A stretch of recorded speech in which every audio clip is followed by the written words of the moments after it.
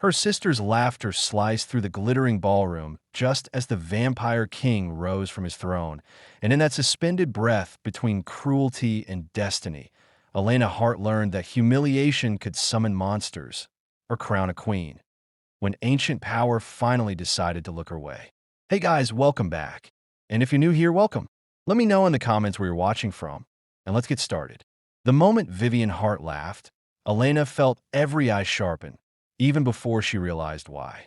"Nobody wants you," Vivian said again, louder this time, her voice sugared and sharp, meant to carry. "I don't even know why they let you in." The Crimson Ball did not pause for cruelty. Music swelled beneath chandeliers older than electricity, strings trembling with a melody composed when Louisiana was still a territory and blood treaties were signed alongside land deeds. The Moreau estate glowed in ivory and gold, its high-arched windows open to the humid New Orleans night, where jasmine and river fog drifted together like secrets that refused to die. Elena stood beside her sister, painfully aware of the ways she did not belong. Her dress, borrowed, altered too hastily, pinched at her ribs. Her heels were scuffed from a life that did not include marble floors or inherited power. She had worn her hair loose because no one had ever taught her the elegant styles Vivian mastered with ease. She looked, she knew, like a mistake that had wandered into a masterpiece. Vivian looked like the opposite. Golden skin, perfect posture, a smile sharpened by certainty. She had been raised for rooms like this, trained to glide, to charm, to collect attention as if it were her birthright. Their parents had made that clear long ago, in 100 quiet ways that added up to a single truth. Elena was an afterthought. Around them, the elite of two worlds mingled. Governors and senators laughed too loudly beside men who had not drawn breath in centuries. Women in gowns whispered behind fans, their eyes glowing faintly red when they thought no one human was watching. Deals were struck with smiles, bloodlines assessed with glances at throats and wrists. This was not a party. It was an auction. Elena lowered her gaze to her untouched champagne. She had only come because the invitation had her name on it, her full name, handwritten in dark red ink, and because some foolish part of her had wondered if that meant something. Now she knew better. Vivian leaned closer, her perfume cloying. "Do you see anyone looking at you?" she murmured. "Anyone hoping you'll be chosen?" Elena said nothing. She had learned long ago that silence was safer. The orchestra faltered. Not stopped. Faltered. A single wrong note trembled through the hall, like a collective inhale held too long. Conversations thinned, laughter died mid-breath, and something heavy settled over the room. Elena felt it before she saw it. A pressure, like the air itself, had turned to watch. Across the ballroom, upon the raised dais of black marble, King Lucien Moreau stood. He had been seated moments ago, a dark presence among velvet and gold, speaking rarely, observing always. Now he rose with unhurried grace, his movement commanding silence without asking for it. He was dressed in black tailored so precisely it looked grown rather than sewn, the fabric catching light like ink. His hair was dark, his face carved by time and restraint, his eyes a pale, unnatural silver that had witnessed empires rot. Every vampire bowed their head. Every human felt suddenly small. Lucien's gaze swept the room once, twice, and then stopped. It landed on Elena, not on Vivian, not on the cluster of hopeful women positioned carefully along the dance floor, throats bared, smiles practiced. On Elena, half hidden beside a pillar, wishing herself invisible. Vivian's breath caught. Her fingers tightened around Elena's arm, nails biting. "Don't move," she hissed, fear cracking her composure. Lucien stepped down from the dais. Each footfall echoed, measured and deliberate, the sound carrying farther than it should have. The crowd parted instinctively, a corridor opening before him as if the room itself obeyed. Whispers rippled like disturbed water. "Is that her? She's human. She's nothing." Elena's heart pounded so hard it blurred her vision. She considered running, though she had nowhere to go. Her legs refused to move.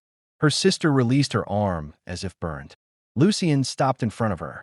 Up close, he was worse, more. Power rolled off him in quiet waves, ancient and controlled.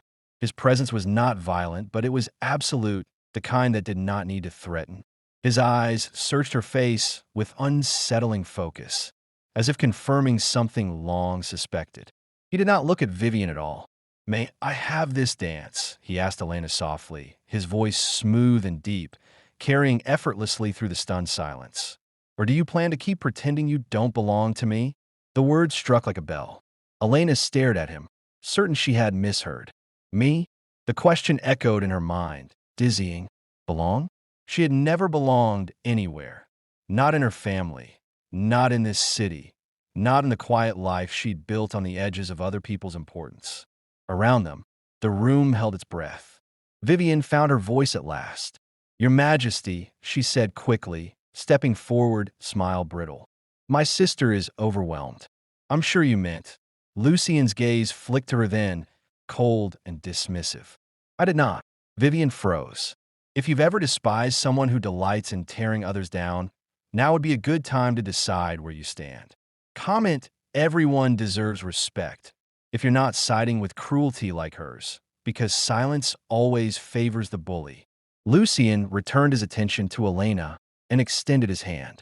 It trembled slightly, whether from age or something else, she couldn't tell. Elena knew that taking it would change everything. She also knew that refusing might destroy her.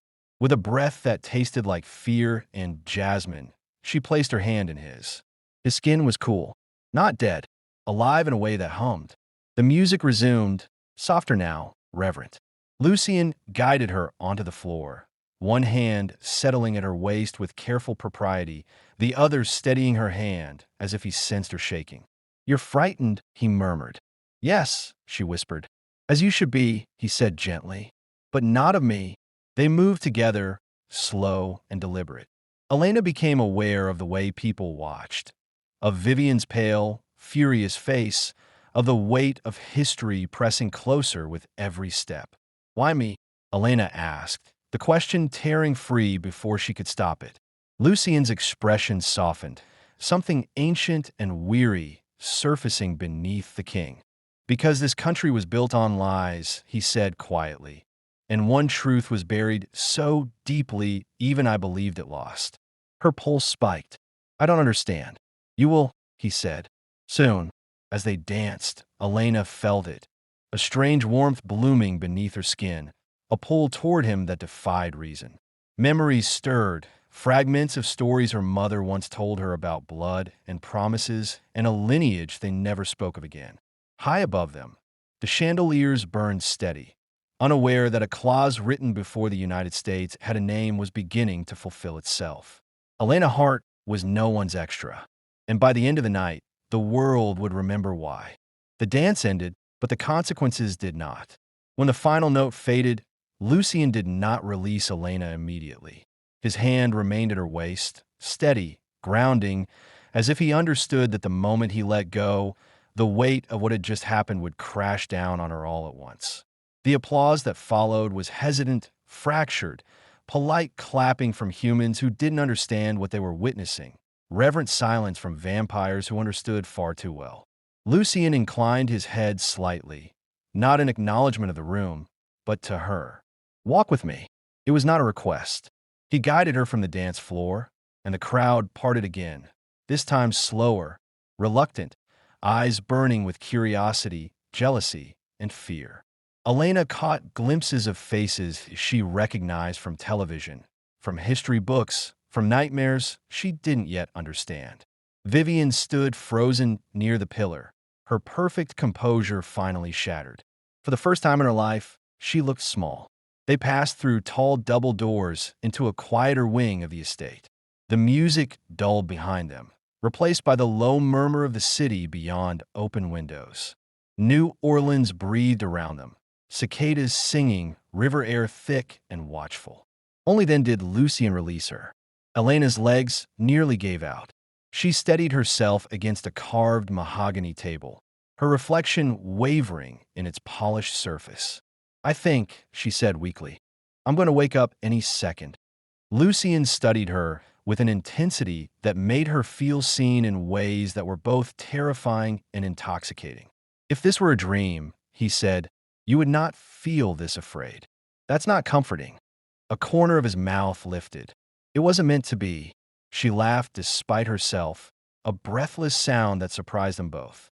The tension in the room shifted, softened, replaced by something fragile and unfamiliar. Why did you invite me? She asked. Not to the dance, the ball. I was never supposed to be there. No, Lucian agreed. You were not. Silence stretched between them, heavy with unspoken truths. Then why? She pressed. Lucian turned toward the window, gazing out at the wrought iron balconies and gaslit streets below. Because 187 years ago, he said slowly, a woman stood in this very city and begged me to erase her from history. Elena's breath caught. Erase. She carried a bloodline that frightened men who believed they owned this country, he continued. Human men, vampire men. She was hunted for what she was and for what her children could become. I gave her a choice, protection in obscurity or power paid for in blood. Elena's heart thudded painfully. She chose obscurity. Yes.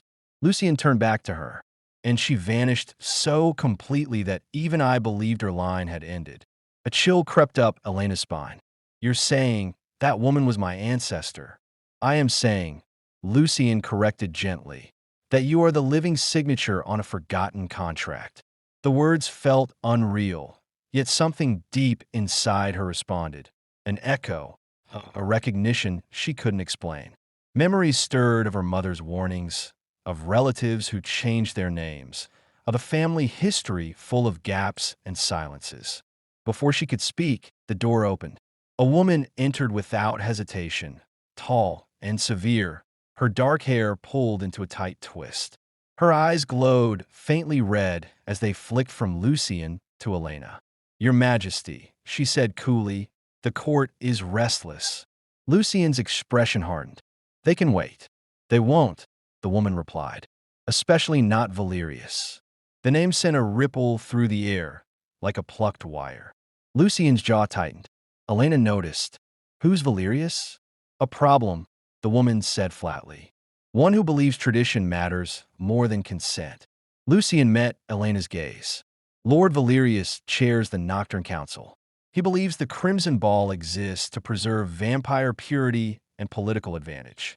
A human consort, especially you, threatens his worldview. Because of my bloodline, Elena said. Yes, and because he enjoys power, the woman added, especially over women who lack it. If you've ever despised people who manipulate systems to keep others small, now's your moment. Comment, I stand for justice if you're not siding with men like Valerius. Only those comfortable with cruelty stay silent. Lucian gestured toward the woman. This is Seraphine Duclair, my advisor. Seraphine inclined her head slightly, her gaze assessing Elena with sharp intelligence rather than disdain. You danced well under pressure, she said. That alone has earned you enemies. Elena swallowed. Lucky me. Seraphine's lips twitched. Survival begins with humor. Lucian exhaled slowly. The council will demand answers. They will question her legitimacy, her humanity, her right to even stand in this house. And you? Elena asked quietly. I will do what I have always done, Lucian said. Protect what is mine.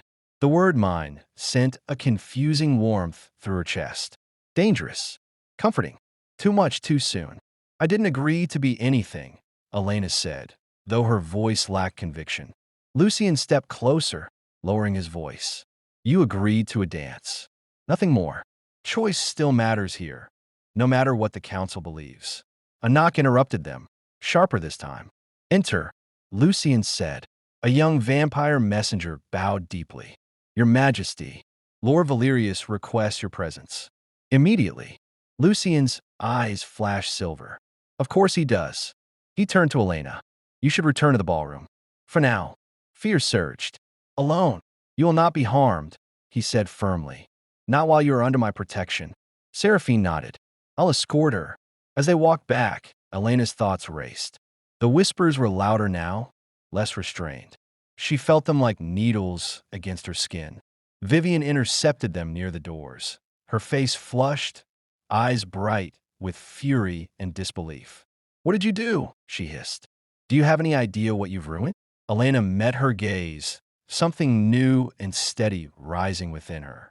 "I danced." Vivian laughed sharply. "Don't pretend this makes you special." Elena leaned closer, her voice calm. "I don't have to pretend anymore." For the first time, Vivian had no reply. From across the room, Elena felt Lucien's presence even before she saw him, standing tall before the council, unyielding, a king preparing for war not with armies, but with truth. And somewhere deep within her blood, something ancient stirred awake, stretching after a long sleep, ready at last to be seen. By the time dawn threatened the edges of the New Orleans sky, Elena Hart understood one brutal truth. Being chosen by a king did not mean being accepted by his kingdom. She stood alone on a wrought iron balcony overlooking the courtyard, the humid air clinging to her skin. Below, servants moved quietly, erasing all evidence of the Crimson Ball as if it had never happened. Chandeliers dimmed. Silk banners were taken down. The night's magic was being packed away, but its consequences remained, coiled tightly around her ribs, squeezing every time she breathed. Behind her, the tall balcony doors creaked open. "You should be resting," Lucien said. She turned. He looked different in the gray-blue light of early morning. Less mythic, more devastatingly real. His jacket was gone, his shirt open at the collar, dark hair slightly undone. The king without ceremony. The man beneath the crown. "I tried," she said honestly. "Every time I closed my eyes, I felt like the ground was shifting." Lucien joined her at the railing, careful not to crowd her. "That feeling will pass." "Did it pass for you?" she asked. He was quiet for a long moment. "No," Elena huffed a soft laugh. "I didn't think so." They watched the city together. Somewhere in the distance, a streetcar bell rang. Life, ordinary and unaware, continued just beyond the gates of an estate ruled by creatures who drank blood and rewrote history. "You didn't tell me everything," she said. Lucien inclined his head. "No, that bloodline you mentioned," she continued. "The contract, the clause." She met his gaze. "It ties me to the founding of this country, doesn't it?" "Yes." She swallowed. "Ow!" Lucien rested his hands on the iron railing, knuckles whitening. In 1787, while men debated liberty and equality, another agreement was drafted in secret, one that acknowledged a truth no one wanted to admit, that vampires already held power here, and that humans would never truly be free unless something balanced that power. Elena's chest tightened. "Something like me." "Someone," Lucien corrected softly. "A bloodline capable of binding a vampire king. Not through chains or weapons, but through consent." Her breath caught. "Binding you how?" Lucien turned fully toward her. "If a king takes a consort of that bloodline willingly, and she accepts him in return, his power is no longer absolute. His reign becomes shared, his violence restrained, his immortality altered." Elena stared at him. "They made you agree to this?" "They made my predecessor agree," he said. "I inherited the condition when I took the crown." "And Valerius?" she asked. "He knows." Lucien's jaw tightened. "He suspects. That is why he is dangerous." As if summoned by his name, the air behind them shifted. Slow clapping echoed from the doorway. "Well explained, Your Majesty," a smooth voice drawled. "Though you've always had a talent for softening ugly truths." A tall vampire stepped into the light. Lord Valerius was handsome in the way predators often were, ageless, polished, his smile practiced and empty. His eyes lingered on Elena with open assessment, like she was a commodity he hadn't yet decided how to price. "So," Valerius continued, "this is her." Elena felt the instinctive urge to step back, but she didn't. If there was one thing Vivian had taught her unintentionally, it was that bullies fed on retreat. "I have a name," she said. Valerius chuckled. "Of course you do. They always do." Lucien moved instantly, placing himself half a step in front of her. "Choose your next words carefully." Valerius raised his hands mockingly. "Relax. I'm merely curious. She doesn't look like a revolution. If you believe power only looks one way, Elena said coolly. That might be why you're afraid of me. For a split second, Valerius's smile faltered. If you can't stand men who underestimate women because it benefits them, now's the time to say it. Comment, I stand for justice, if you're not siding with predators like Valerius. Only manipulators stay quiet. Valerius recovered quickly. Clever, he said, but cleverness won't save you. The council won't allow a human to weaken the throne. The council does not rule me, Lucian said, voice lethal. No, Valerius agreed. But tradition does, and so does fear. He leaned closer to Elena, ignoring Lucian entirely. Tell me, child, do you really want the burden he's placing on you? The blood, the enemies, the eternal war between what you are and what you could be. Elena met his gaze, steady and unflinching. I've carried other people's burdens my whole life. At least this one comes with the truth. Valerius straightened, eyes darkening. You'll regret that. He turned and vanished into the corridor, his threat lingering like poison in the air. Silence followed. Lucian exhaled slowly. You shouldn't have had to face him. Elena looked up at him. You shouldn't have had to face him alone for centuries. Something in Lucian's expression shifted, surprise, then something dangerously close to tenderness. You are not what I expected, he admitted. Good, she said. Neither are you. Later that night, though the sun had long since risen, Lucian walked Elena through the eastern wing of the estate, past locked doors and forgotten halls. He showed her a small library filled with journals written in careful, looping script. Your ancestor, he said. She left these behind. Elena ran her fingers over the worn spines, emotion tightening her throat. Proof she wasn't imagining it. Proof she had never been invisible. As Lucian watched her read by lamplight, something ancient and hopeful stirred within him. Something he had buried long ago. For the first time in over 100 years, the Vampire King allowed himself to believe that salvation might not come through domination or sacrifice, but through love freely chosen. And that terrified him more than any enemy ever had. The attack came 3 nights later, just before Elena began to believe the estate might finally feel like home. She was in the Eastern Library again, curled into a velvet chair with one of her ancestors' journals open in her lap. The pages smelled faintly of age and iron ink, the handwriting elegant but urgent, as if the woman who wrote it knew time was a luxury she didn't possess. Elena had learned more about herself in the last few days than in her entire life. About the women who came before her, about the quiet strength that had been mistaken for weakness, about the choice woven into her blood. Not destiny, choice. That mattered to her. Lucian stood near the window, watching the grounds below. Since the night Valerius had confronted them, guards had doubled. The nocturne court pretended obedience, but Elena could feel the tension beneath the marble floors, coiled and waiting. You're pacing, she said without looking up. Lucian stilled. Am I that obvious? Yes, she replied, smiling faintly. Kings shouldn't pace. It undermines the mystique. He turned, the corner of his mouth lifting. I'll work on it. The quiet between them had changed over the past days. It was no longer awkward or fearful. It hummed, charged with unspoken things, with glances that lingered too long, with the growing awareness that what tied them together was no longer just history or prophecy. Elena closed the journal. She wrote that fear was the weapon they used most, she said softly. That if they could make her feel small enough, she'd never realize how much power she already had. Lucian's eyes darkened. Valerius understands fear well. As if summoned by the truth of his name, the lights flickered. The air thickened. Lucian's head snapped up. Stay behind me. The windows shattered inward. Vampires poured into the room like living shadows, fast and silent, their eyes glowing red with hunger and intent. At their center stood Valerius, his expression triumphant.